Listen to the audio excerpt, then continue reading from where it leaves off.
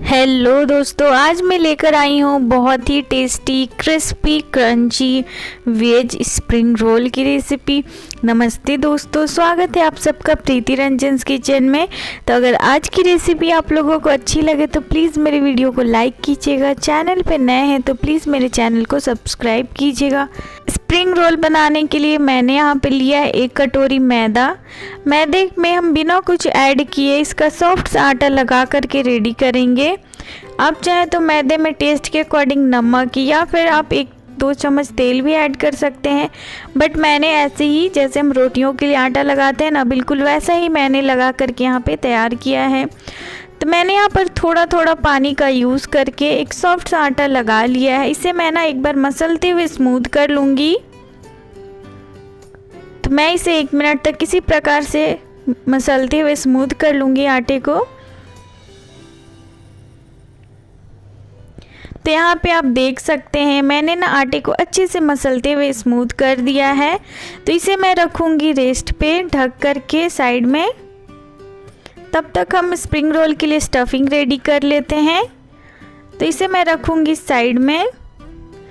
Spring roll के stuffing बनाने के लिए मैंने लिया है यहाँ पे 1 मीडियम साइज़ का पत्ता गोभी, 1 बड़े साइज़ का गाजर और 1 मीडियम साइज़ का शिमला मिर्च।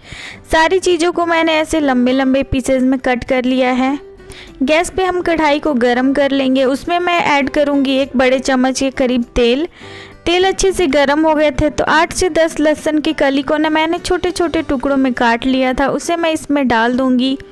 साथ ही में मैंने 1 इंच अदरक का टुकड़ा को भी छोटे छोटे टुकड़ों में काट लिया है। स्प्रिंग रोल में ना ऐसे ज़्यादा अदरक और लहसुन डालिएगा तो बहुत ही बढ़िया सा फ्लेवर आता है। तो एक बार मैं इसे चला लूँगी, बस हल्का सा इसे पकने तक भून लूँगी तेल में। तो आप देख सकते हैं लहसुन और अदरक ना बिल्कुल अच्छे से भून गई है और इसका कलर भी पहले से हल्का सा चेंज हो गया है। तो अब मैं डालूँगी इसमें 1 बड़े साइज़ का प्याज। इसे भी मैंने लंबे पीसेस में ही कट किया है। एक बार मैं इसे मिक्स कर दूँगी। प्याज अच्छे से मिक्स हो गए हैं तो अब मैं डालूंगी इसमें मिर्च। तो मैंने यहाँ पर 2 हरी मिर्च को तिरछे तिरछे करके काट लिया है। आप जितना तीखा खाना पसंद करते हो कम ज़्यादा उस अकॉर्डिंग आप यहाँ पे मिर्च का यूज़ कर सकते हैं।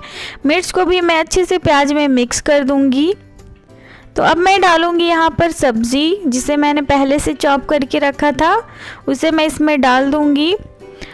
तो सब्जी को ना मैं हाई फ्लेम पे ही सॉटे करूँगी। सब्जी को हमें ज़्यादा नहीं पकाना है, थोड़ा सा क्रंची क्रंची ही सब्जी को रखेंगे हम। तो यहाँ पे मैंने डाल दिया है शिमला मिर्च, साथ ही मैं डाल दूँगी गाजर। तो मैंने यहाँ पर गाजर और शिमला मिर्च को डाल दिया है। आप इसमें ना पनीर या कॉर्न, आप जो सब्जी खाना पसंद करते हो ना वो आप इसमें ऐड कर सकते हैं। तो यहाँ पे मैंने शिमला मिर्च और गाजर को डाल दिया है। एक बार मैं इसे चला लूँगी अच्छे से। तो ध्यान रखिएगा कि सब्जी को ना हमें हाई फ्लेम पे ही फ्राई करनी है। तो यहाँ पे मैंने एक बार इसे अच्छे से चला दिया है। तो अब मैं डालूँगी इसमें पत्ता गोभी। तो यहाँ पे मैंने थोड़े थोड़े करके सारे ही पत्ते गोभी को डाल दिए हैं कढ़ाई में और आप देख सकते हैं कढ़ाई ना बिल्कुल फुल हो चुकी है। तो इसे हम एक बार चला देंगे सब्जियों के साथ। इसे हम कम से कम 60 सेकंड के लिए फ्राई कर लेंगे सब्जियों के साथ, जिससे जो पत्ता गोभी है ना हल्की सी सॉफ्ट हो जाएगी तो ये कम भी हो जाएगी। तो मैंने एक बार अच्छे से सब्जियों को चला लिया है। तो यहाँ पे मैंने सब्जियों को इसी प्रकार से कंटिन्यू चलाते हुए ना 60 सेकंड तक भून लिया है और आप देख सकते हैं कि सब्जी पहले से थोड़ी सॉफ्ट हो गई है। तो अब मैं डालूँगी इसमें सॉस। तो मैंने यहाँ पर 1 चम्मच सोया सॉस डाला है, साथ ही मैं 1 चम्मच विनेगर डाल दूँगी और 1 से 2 चम्मच चिली सॉस डाल दूंगी। यहाँ पे ग्रीन चिली सॉस है ये, आप चाहे तो रेड चिली सॉस का भी यूज़ कर सकते हैं। तो मैंने यहाँ पर 2 चम्मच ग्रीन चिली सॉस ऐड किया है। साथ ही मैं डाल दूंगी 2 से 3 बड़े चम्मच के करीब टमाटो सॉस। तो मैंने यहाँ पे 1 चम्मच डाल दिया है और ये मैंने दूसरा चम्मच डाला है और ये तीसरा चम्मच मैंने यहाँ पे डाल दिया है। तो अब मैं इन सॉस को ना बस एक बार मिक्स कर दूंगी सब्जियों के साथ। तो यहाँ पे मैंने सॉस को ना सब्जियों के साथ अच्छे से मिक्स कर दिया है।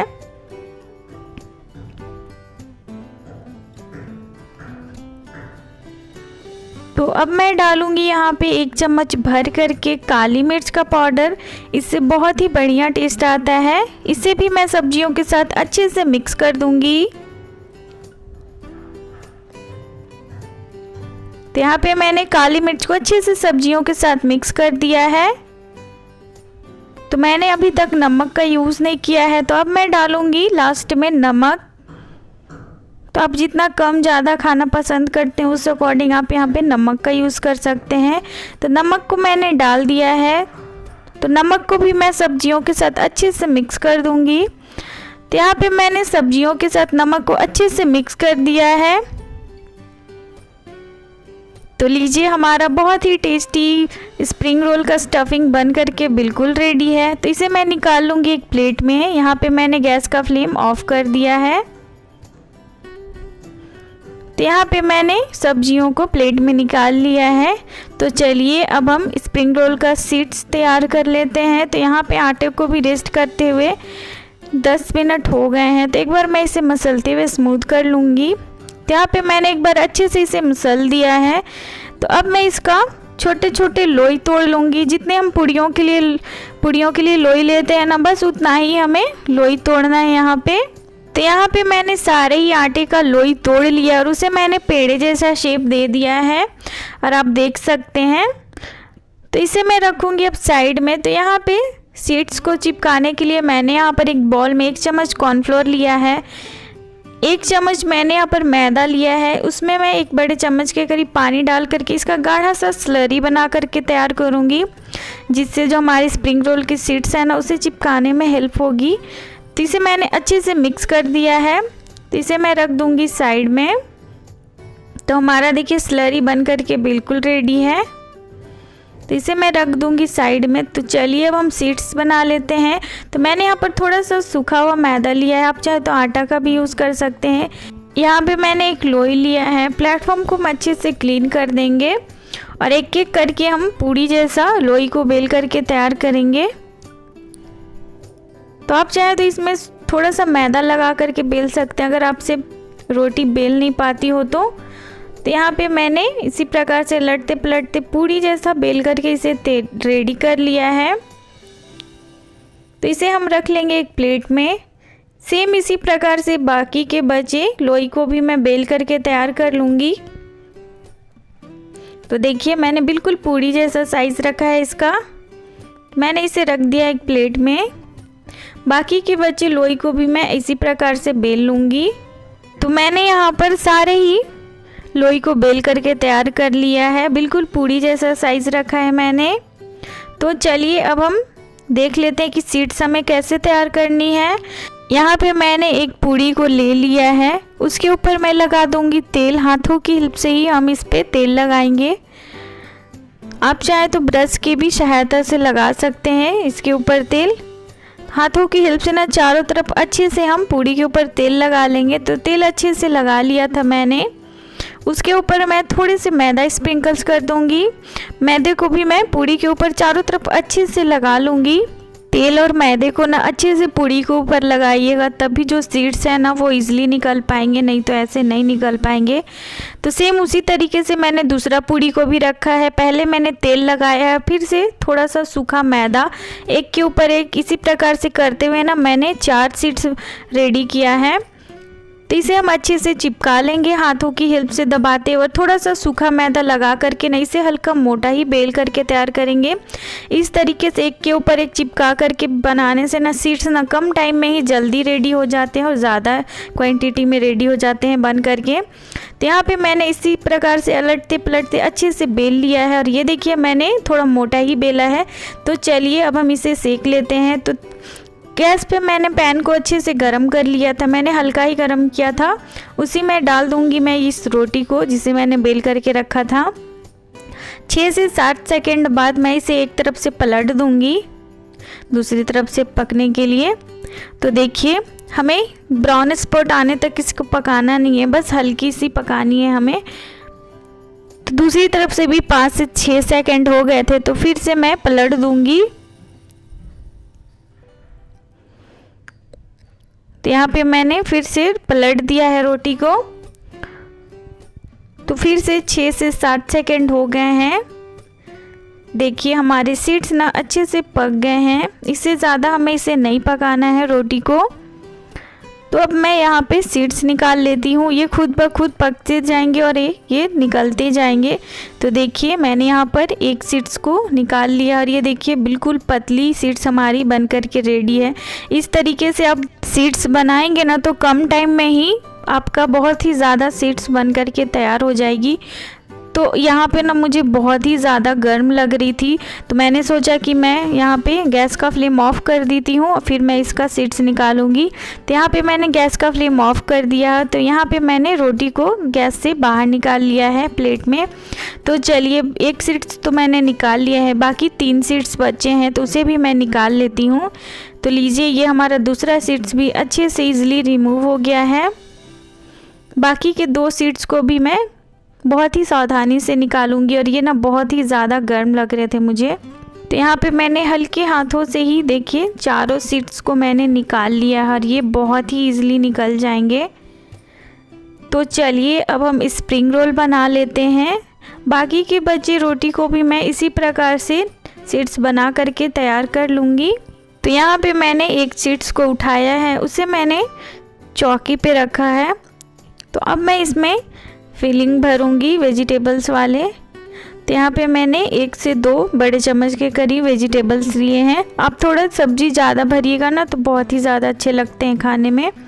तो यहाँ पे मैंने 2 बड़े चम्मच के करीब सब्जी को लिया है, उसे मैं भर दिया है। साइड से मैं इसे ऐसे फोल्ड कर लूँगी दोनों साइड से और आगे किनारे की तरफ ना मैं यहाँ पर स्लरी लगा लूँगी।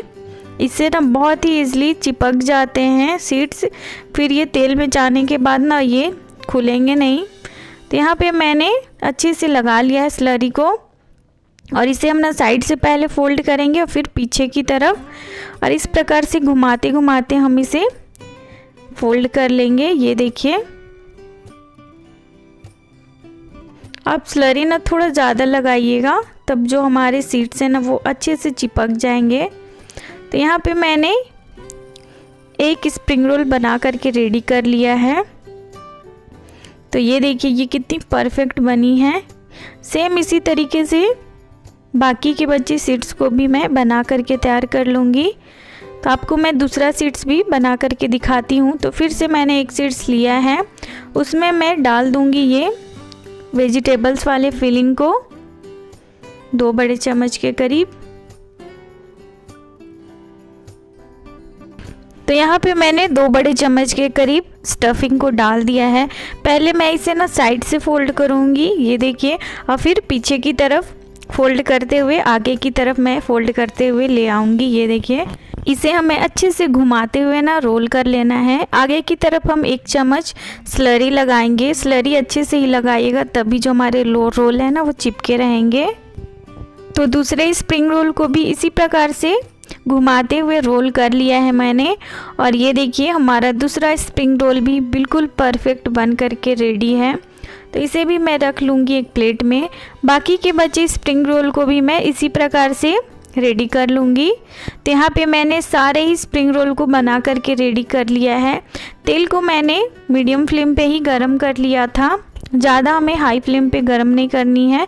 मीडियम फ्लेम पे ही इसे मैं कम से कम 4 से 5 मिनट तक उलटते पलटते अच्छे से क्रिस्पी होने तक तल लूँगी। तो स्प्रिंग रोल को ना हमें मीडियम फ्लेम पे ही तलनी है। तो यहाँ पे मैंने 4 स्प्रिंग रोल को कढ़ाई में डाल दिया है। जितने आपकी कढ़ाई में आ जाए उतने आप डाल दीजिएगा। तो एक तरफ से ना 1 से 2 मिनट हो गए थे। तो देखिए हल्की हल्की सी गोल्डन ब्राउन कलर आ गई है ना हमारी स्प्रिंग रोल में। तो इसे मैं पलट दूँगी दूसरी तरफ से भी अच्छे से पकने के लिए। तो यहाँ पे मैंने इसी प्रकार से सारे ही स्प्रिंग रोल को पलट लिया है।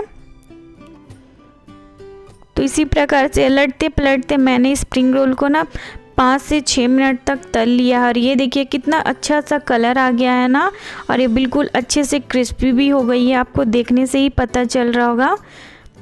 तो इसे हम तेल से बाहर निकाल लेंगे। तो यहाँ पे मैंने एक प्लेट में स्प्रिंग रोल को निकाल लिया है। बाकी के बचे स्प्रिंग रोल को भी मैं ना इसी प्रकार से तल लूँगी। तो वापस फिर से मैंने गैस को लो कर दिया था और इसको हल्का ही गरम तेल में डाल देंगे। एक एक करके मैंने यहाँ पे सारे ही स्प्रिंग रोल को डाल दिया है जितने मेरी कढ़ाई में आ जाएंगे। तो लीजिए दूसरा बैच को भी मैंने इसी प्रकार से लटते पलटते अच्छे से क्रिस्पी होने तक तल लिया और ये भी देखिए बिल्कुल अच्छे से क्रिस्पी हो गई है। तो आपने देखा कितना इजी है स्प्रिंग रोल बनाना। तो आप भी एक बार इस रेसिपी को फॉलो करके बना करके ट्राई कीजिएगा, आपको बहुत पसंद आएगा और मुझे कमेंट कीजिएगा कि आपके स्प्रिंग रोल कैसे बने थे। तो इसे भी मैं निकाल लूँगी एक प्लेट में। तो देखिए मैंने इसी तरीके से सारे ही स्प्रिंग रोल को तल करके रेडी कर लिया है और आप इस स्प्रिंग रोल का कलर देखिए कितना बढ़िया सा आया है ना। तो चलिए मैं आप लोगों को इसकी आवाज़ सुनाती हूँ कि कितनी ज़्यादा क्रिस्पी बनी है।